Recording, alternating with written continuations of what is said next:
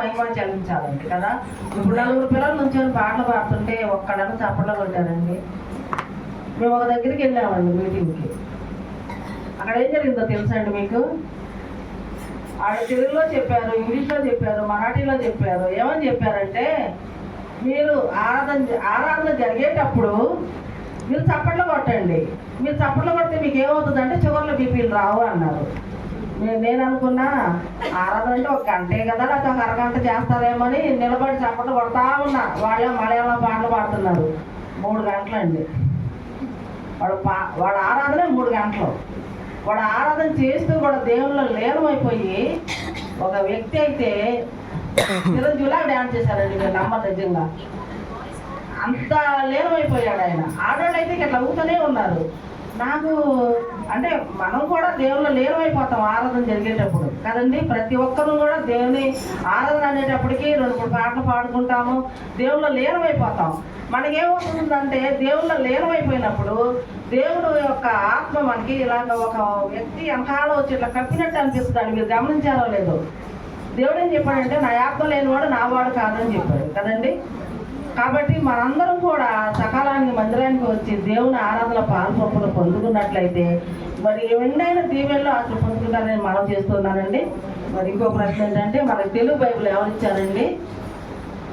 మనకు ఫస్ట్లో లాటిన్, తర్వాత హెబ్రూ భాషలో మనకు బైబిల్ వచ్చింది కదా. మన తెలుగు బైబిల్ ఎవరు ఇచ్చారు? ఎవరైనా చెప్పగలరా? చెప్పలేరు కదా. డాక్టర్ విలియం కేరీ గారు మనకి బైబిల్ ఇచ్చారండి, తెలుగు బైబిల్ రాశారండి. ఆయన చెప్పాలంటే చాలా పెద్ద చరిత్ర అండి. అసలు ఆయన ఇక్కడ కాదు, లండన్లో పుట్టిన ఆయన. చాలా పేదోడు, చాలా పేద వంశంలో వచ్చిన ఆయన. ఒక్కడే మగపిల్లోడు ఆయన, విలియం కేరీ గారు అంటే. అయితే తన చిన్నప్పటి నుంచి కూడా ఏం ఆలోచనలు ఉన్నాయంటే, ఆ పేదరికంలో కూడా నేను సమాజానికి లేదా ప్రపంచానికి ఏదో ఒకటి చేయాలి, ఏదో ఒకటి న్యాయం చేయాలి అనుకుంటా ఉండేవాడు ఆయన. అయితే వాళ్ళ నాన్నగారు ఏం చేశారంటే 12 సంవత్సరాలకే తీసుకెళ్ళి చెప్పుల కంపెనీలో జాబ్లో పెట్టేశాడు ఆ అబ్బాయిని. అయితే ఈయన మాత్రం పుట్టింది ఎప్పుడంటే 1761 సంవత్సరంలో పుట్టారండి ఆయన. అయితే అప్పటికే మందిరాలు వచ్చేసినాయి, ప్రార్థనలు జరుగుతున్నాయి.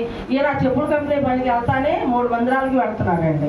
వెళితే ఏం చేస్తున్నాడు, ప్రతి ఒక్కరిని పరిచయం చేసుకుంటాడు ఆయన. ఇంగ్లీష్ వాళ్ళని, తెలుగు వాళ్ళని, తర్వాత అరబ్ వాళ్ళని, ఇట్లా కొన్ని భాషలు ఫ్రెండ్షిప్ చేసుకొని ఆ భాషలు నేర్చుకుంటా ఉన్నాడు ఆయన. ఆ అబ్బాయి చిన్నపిల్లవాడే అయినప్పటికీ కూడా భాషలన్నీ నేర్చుకుంటా ఉన్నాడు. 19 సంవత్సరాలు వచ్చినప్పుడు వాళ్ళ నాన్నగారు ఏం చేశారు, పెళ్లి చేశాడు ఆయనకి. పెళ్లి చేసేసిన తర్వాత బాబు పుట్టిన తర్వాత ఆయనకి దేవుడి దర్శనం ద్వారా ఇండియాకి వెళ్ళమని చెప్పాడండి దేవుడు. ఆయన ఏం చేశాడంటే, నేను సేవకి వెళ్ళిపోతున్నాను, నా భార్య అనే కొడుకుని తీసుకుని వెళ్ళిపోతున్నాను, నేను ఇండియాకి వెళ్ళిపోతానని చెప్పి వచ్చాడండి ఆయన. రావటం ఆయన 6 నెలలు ఓడ ప్రయాణం చేసి కలకత్తాలో దిగారండి. కలకత్తాలో దిగిన తర్వాత ఆయన వచ్చేటప్పుడు ప్రింటింగ్ మిషన్ తెచ్చుకుంటే ఆ సముద్రంలో ఎవరు ఉంటారండి? ఆ చేపలు పట్టేవాళ్ళు తప్ప నుంచి ఎవరు లేరు. ఆయన పిలిచేవాళ్ళు లేరు, ఆదరించేవాళ్ళు లేరు, భాష రాదు, ఏం చేయాలి ఆయనకి అర్థం కాదు. చిన్న పాక ఉంటే భార్యని కుమారుడిని తీసుకెళ్ళి అక్కడ కూర్చోబెట్టుకొని, తింటాకి తిండి లేదు, అడుగుతున్నామంటే భాష రాదు, ఏం చేయాలో అర్థం కాదు. చాలా సతమతం అయిపోయాడండి ఆయన. అయితే ఈలోపు బాబుకి జ్వరం వచ్చిందండి, మలేరియా జ్వరం వచ్చి ట్యాబ్లెట్కి డబ్బులు లేక బాబు చనిపోతాడండి. ఎప్పుడైతే కొడుకు చనిపోతాడో భార్య పిచ్చిదైపోయింది, మెంటల్ అయిపోయింది. ఈయన ఏం చేస్తుందంటే ఏదుంటే తీసుకొని కొట్టేస్తుంది. మమ్మల్ని ఇక్కడికి తీసుకొచ్చావు, ఇన్ని బాధలు పెడుతున్నావు అని చెప్పి. అయితే ఈ బాధలన్నీ కూడా చూసి ఒక ఆయన ఏమన్నారంటే, అయ్యా నువ్వు వచ్చిన కానీ మేము చూస్తున్నాము, కుమారుని బాగొట్టుకున్నావు, మట్టి చేసేవాడు కూడా లేదు ఆయనకి. తనే సొంతగా ఇట్లా బుధాల మీద వేసుకెళ్ళి గొయ్యి తీసి, అది ఎంత కష్టం అండి అది ఆ రోజుల్లో కదా. అలాంటి పరిస్థితుల్లో ఆయన ఎంతో త్యాగం చేశాడండి ఆయన. అయితే ఆయన ఏమన్నారంటే, అయ్యా ఇదిగో నీకు ఇల్లు ఇస్తున్నా, నువ్వు ఈ ఇంట్లో ఉండు, నువ్వు ఏ సేవ చేసుకుంటావో చేసుకో అన్నారు. అయితే ఆయన ప్రింటింగ్ మిషన్ మీద ఈ బైబుల్ అనేది లాటిన్ భాషలో నుంచి, హెబ్రూ భాషలో నుంచి ఆయన ఒక్కొక్కటి భాషలో నుంచి ముద్రిస్తూ వస్తున్నారండి. ముద్రిస్తూ వస్తుంటే ఆయనకి గిట్టని వాళ్ళు ఏం చేశారంటే మొత్తం కాల్చి పడేశారు.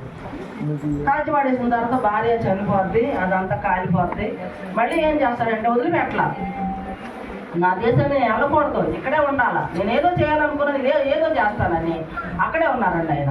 అక్కడే ఉండి మరలా వాళ్ళ సహాయంతో ప్రింటింగ్ మిషన్ కొనుక్కొని బైబిల్ ముద్రించడం మొదలుపెట్టారండి ఆయన.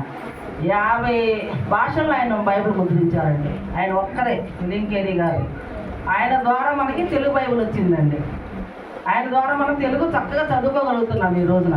అయితే ఆ రోజుల్లో భర్త చనిపోతే భార్యని కాల్చేసేవాళ్ళు కదా, నాయకుల దగ్గరికి వెళ్ళి పోరాడి అది ఆపేశారండి. బ్యాంక్ ఆయనే పెట్టించారు, స్కూల్లో ఇంకా చాలా చాలా చెప్పాలండి. ఆయన స్టోరీ చాలా ఉందండి. విలింకేరి గారు మేము ఎక్కువగా ఏం చేస్తామంటే బీబీఎస్లోకి వెళ్ళినప్పుడు సండే క్లాస్ పిల్లలు చెప్తూ ఉంటాను ఈ స్టోరీస్ కదా. సరే అండి, మరి అందరి బట్టి దేవుడికి వందనాలండి. మరి ఇంకోటి ఏంటంటే మన కుటుంబాల్లో భార్య భర్త ఉంటాం కదండి, బాధ్యతలు కలిగి ఉంటాం. ఎన్ని బాధ్యతలు అని మీరు అనుకుంటున్నారు? ఎవరైనా చెప్పగలరా? బాధ్యతలు ఎవరైనా చెప్పవచ్చు, లేడీస్ కానీ జెంట్స్ కానీ. బాధ్యతలు కలిగి ఉన్నామండి. ఎన్ని బాధ్యతలు అవి చెప్పండి. అయితే 1 కుటుంబ బాధ్యత అండి, 2 మందిరం బాధ్యత. కుటుంబం బాధ్యత ఎంతవరకు అని అంటే భర్త వచ్చి ఉద్యోగం చేసి జీవం తీసుకొచ్చి భార్య ఇద్దరు ఒక మాట మీద ఉండి తన కుటుంబాన్ని నడుపుకుంటూ ఉంటారు, అది వేరే విషయం. అది బాధ్యత. అది భర్త బాధ్యత ఉంది, భార్య బాధ్యత ఉంది, పిల్లలకు కూడా బాధ్యత ఉందండి. ఆ బాధ్యతలు మనం మర్చిపోకూడదు. 2వ బాధ్యత ఏంటంటే మందిరం.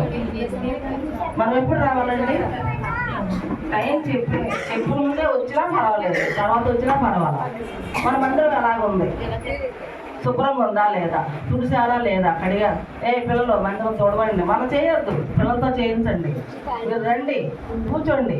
మందిరంలో ఏది అవసరమైందో అంటే మీ కుటుంబాల వరకే మీరు చూసుకోవాలండి దయచేసి. సంఘంలో ఎవరైనా సరే కష్టంలో ఉంటే వాళ్ళ దగ్గరికి వెళ్ళి 2 మంచి మాటలు మాట్లాడండి. వాళ్ళ హాస్పిటల్లో ఉంటే వాళ్ళ దగ్గరికి వెళ్ళి తీసుకెళ్ళి 4 యాపిల్స్ 4 ఒక డజన్ అచ్చిపళ్ళు ఇసుకోవడం ఎంత సంతోషపడతారు అంటే మీరు చేస్తూ ఉన్నారు, చేయట్లేదు. ఏమన్నా అందరూ ఒకసారి ముందు జరగండి, కొంచెం అమ్మ మీద అంతా కొంచెం ముందు జరగండి రా. వెనకాల వచ్చేవాడికి ప్లేస్ లేదు. చిన్నపిల్లలు పైకి వచ్చేయండి, పైకి వచ్చేయండి. వెనకాల వచ్చేవాడికి ప్లేస్ లేదు కదా. అయితే ఆ బాధ్యతలు మనం మర్చిపోకూడదండి. నిన్న నేను పాటలు పాడతా కంజీరు తీసుకుంటే కంజీరు బాగాలేదండి. మేమైతే ఏం చేస్తాం తెలుసా, విజయవాడ మా సంఘంలో ఆడవాళ్ళందరూ 10 రూపాయలు 20 రూపాయలు వేసుకొని ఆ డబ్బులన్నీ సంఘ పెద్దలకు ఇస్తే వాళ్ళే కంజీలు కొనుక్కు పెడతారండి. అంటే ఆ బాధ్యత అనేది అలాంటి బాధ్యత అంటే కంజీల గురించి నేను చెప్పట్లేదండి. ఏదైనా సరే ఒక బాధ్యత అనేది తీసుకొని మనం చేస్తే దేవుడు ఎన్ని దీవెనలు ఇస్తాడు, అన్ని దీవెనలు ఇస్తాడండి. నేను ఎన్నో చోట్లకి వెళ్ళి మరి వాక్యం చెప్తూ ఉన్నానంటే నా వయసు అంతా మీకు తెలుసండి, తెలియదు కదా. 66 సంవత్సరాలు నాకు. ఎక్కడెక్కడికి వెళ్తాను తెలుసండి.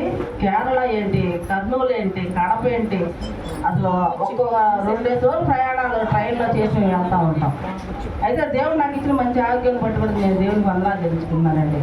కానీ మీరు కూడా ఒక్కడికి ముందుకేసి సంఘం పనిలో మీరు సంఘాభివృద్ధి కొరకు కొంతవరకు మీరు సహాయపడవచ్చండి కదా. అయితే ఇంకొక మాట మీకు ఏం చెప్తున్నా వాక్యంలోకి వెళ్దామండి. మరి ద్వితీయోపదేశ కాండము 28వ అధ్యాయము 1 నుంచి 6 వచనాలు ఎవరైనా చదవండి.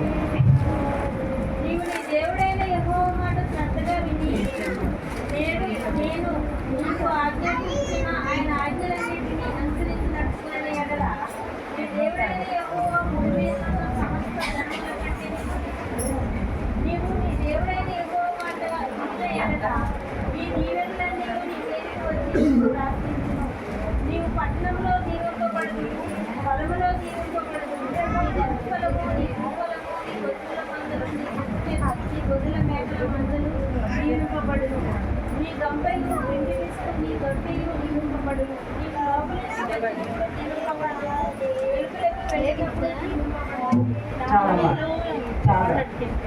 వాక్యం చదువు బిడ్డ దేవుడు దీవించి ఆశీర్వదించింది కాక.